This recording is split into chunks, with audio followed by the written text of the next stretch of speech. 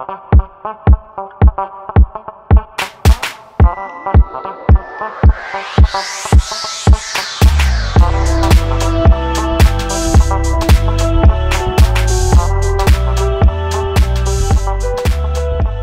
guys, it's Carl. Just got back from a pretty hectic trip. Did 𝗦𝗍𝐶 Barcelona for 36 hours, did a photography tour with the OPPO Find N2 Flip.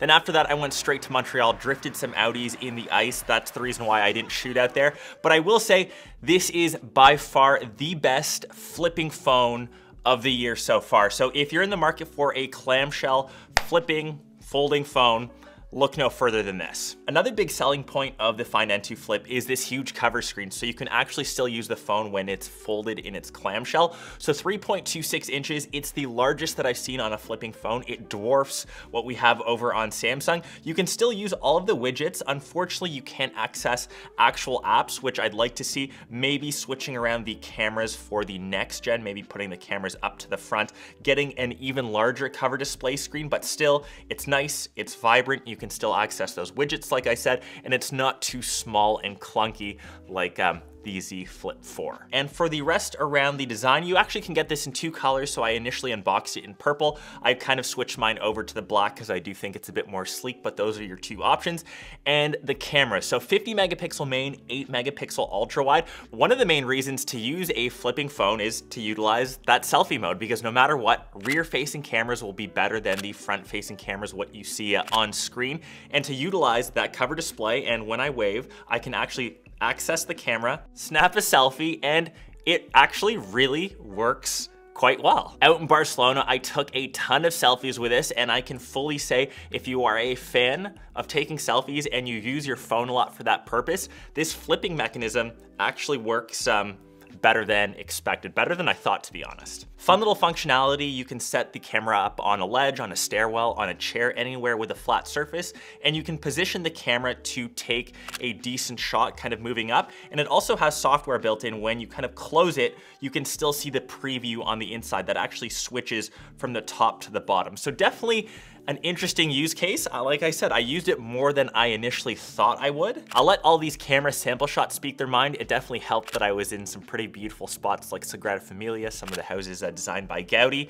Color reproduction was on point, dynamic range was great. Maybe some of the sharpness wasn't as sharp as I wanted, but definitely better than this front-facing camera. I think I never used that in all of my testing. Most photos, I guess all of them, were taken with either the wide or the ultra wide. And one of the last use cases, which I thought was a bit of a stretch, was to use the camera like an OG camcorder. So I recorded a bit of video holding the phone like this. I don't think that's a necessity. You can still record the exact same video holding the phone when it's fully out. But if you do want it in this clamshell style, maybe you have a bit of a better grip on the phone.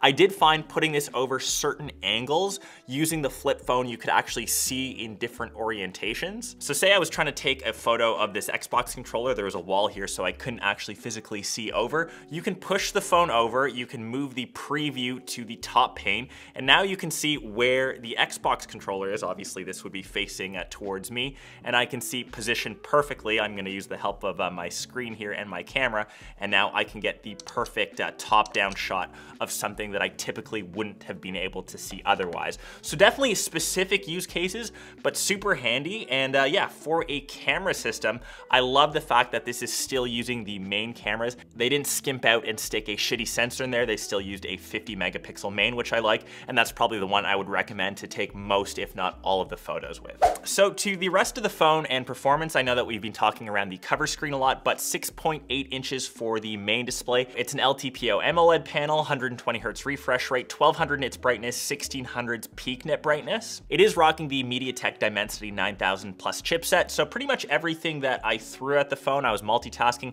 Like I said, I used it a ton when I was out there, mostly for its photo work. So I did do some quick edits on Lightroom. Everything was nice and quick. Watched Netflix when I was hanging out in the airport, played the occasional game. I didn't find any noticeable stutters or lags. We've pretty much hit that peak performance or lagless stutter-free performance for any flagship coming out in 2023, so it's great on that end. And probably the biggest difference between this and the Z Flip 4 is the battery. So 4,300 milliamps compared to 3,700.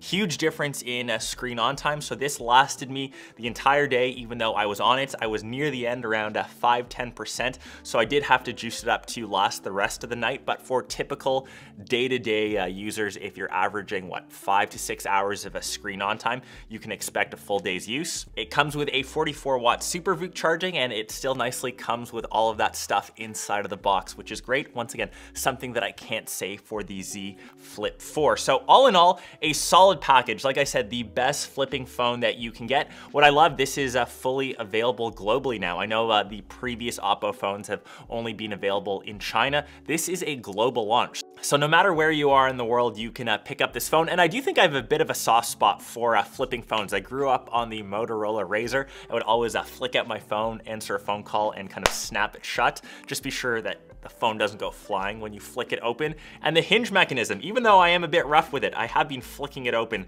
to answer those phone calls. It's still holding up perfectly fine. Let me know if you'd pick this one up in either the black or the purple. I think this one is a bit sleeker, but that's up to you.